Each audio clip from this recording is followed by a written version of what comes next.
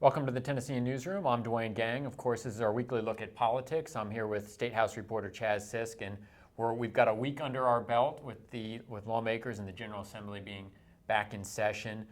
Give us a sense for, are they off to a kind of a fast start? I know you touched base on this on a piece on Sunday. Are they off to a running start here? Yeah, it definitely seems like they're off to a running start. The talk is of a legislative session that'll wrap up by Easter at the latest, probably even a good bit earlier than that, like the first or second week of April. That means they need to sort of get their bills out there quickly, and they're definitely doing that. They're moving quickly on the legislative agenda. One of the things we want to touch base on, because it's just such a big problem here in Tennessee, Governor Haslam announced some legislation aimed at kind of tackling the methamphetamine problem in the state. What did he announce last week? Well, what he talked about was a bill that would reduce the current purchase limits on methamphetamine. Right now, it's about 3.6 grams you can buy at a time. It's about 30 tablets. We're talking about the medication that people use to help. Right. Meth. What I mean is pseudoephedrine, which is pseudoephedrine is a decongestant. It's in a lot of cold drugs, not all cold drugs, but it's in a lot of cold drugs. And you use it as one of the basic ingredients for making methamphetamine. So what he proposed is something to lower the limit on that to make it basically where you could only buy one 20-tablet box a month. And then with the pharmacist's permission, buy a second one. Beyond that, you need a prescription. This is really done because there's a really big push among lawmakers, particularly Republican lawmakers, to really regulate pseudoephedrine even more strictly than that. And so he sort of got out there first and tried to set the tone for what the debate will be on this issue. You know, on the surface, people would be like, okay, that makes sense to me, but it's more complicated than that. What's the political fight in getting that bill through? Well, there's the pharmaceutical industry, and they're very active at the Capitol. They spend a lot of money on lobbying. So they've got a pretty big stick up there, and they make a consumer argument that I think is compelling to a lot of people. One box of pseudoephedrine is basically a 10-day supply. If you've got chronic seasonal allergies that maybe last a month, 2 months, you're not going to be able to buy more than 1 box, 2 boxes a month, and you're not going to be able to get through even 30 days without a prescription. So that seems like a big hassle to a lot of people. That all said, though, the Vanderbilt University did a poll, and they found that the majority of Tennesseans do support a prescription mandate for pseudoephedrine. So that's really gotten the attention of lawmakers, and I think it really got them thinking that they want to do something more aggressive on this. Right. Switching gears to the Affordable Care Act, or Obamacare, as many people say.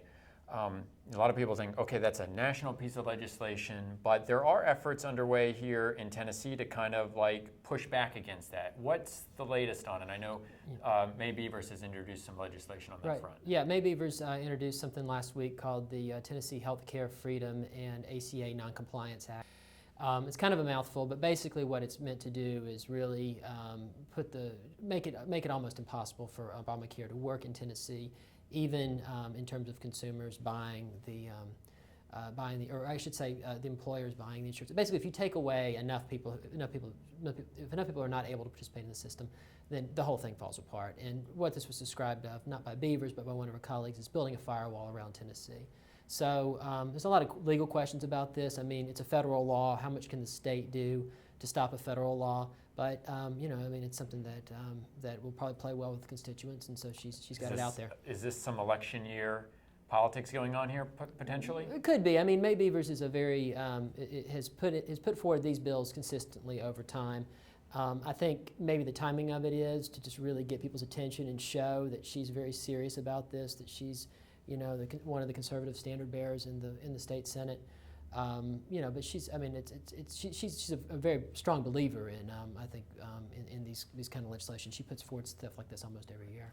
And she's also taken on a gun issue. What's that about? Yeah, she wants to expand a bill she put forward several years ago that actually kind of got watered down some, called the Tennessee Firearms Freedom Act.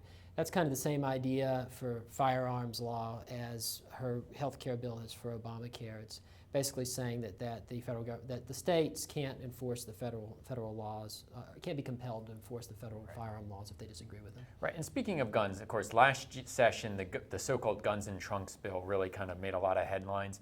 I guess there's some efforts underway to kind of maybe clean that up a little bit this year. What is the latest on the guns and trunks, so-called guns and trunks legislation, which of course allows people to bring their firearm into their cars, and keep them locked up in their car. Into a workplace parking lot, right?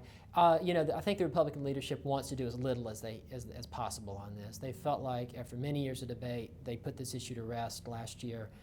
Lieutenant Governor Ramsey passed out to the press a legal opinion from his legislative staff, basically saying that one of the big issues around this at the end of last year was an Attorney General's opinion that said that, okay, you can't be punished under the law for bringing your gun to work.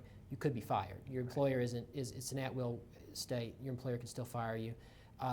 Lieutenant Governor Ramsey passed out an opinion from his staff that basically just refutes what the AG says. Okay. Says, this is not true. If you're doing something legal at work, your employer can't fire you for it. So, there may be a little bit of cleanup on this. There are some questions about, what happens. You're supposed to keep the gun hidden. Mm-hmm. What happens if you are putting it away and somebody sees you, or what happens if you don't own the car? You're driving a rental car. Does it apply to you then? There's some little things like that might be addressed, but there are some people who do want to deal with that issue with the employer and employment law, but really the Lieutenant Governor and the leadership really wants to keep a lid on that. So what are a couple of things that you hope, what are you going to keep your eye out for this week? We've got some signs that there may be a breakthrough on wine in grocery stores. That was so that could be a potentially big development. This week, also I think some of this guns and trunks legislation we'll be keeping an eye on. And also just keeping an eye on what else is filed. This is kind of the busy period in terms of filing bills, and I think we're really interested in seeing what everybody's going to bring. Sure. It's always a busy time for you, and you're staying on top of it. Of course, Chas Sisk, our State House reporter, you can follow him on Twitter at Chas Sisk, and of course, all of our political news at Tennessean.com/politics.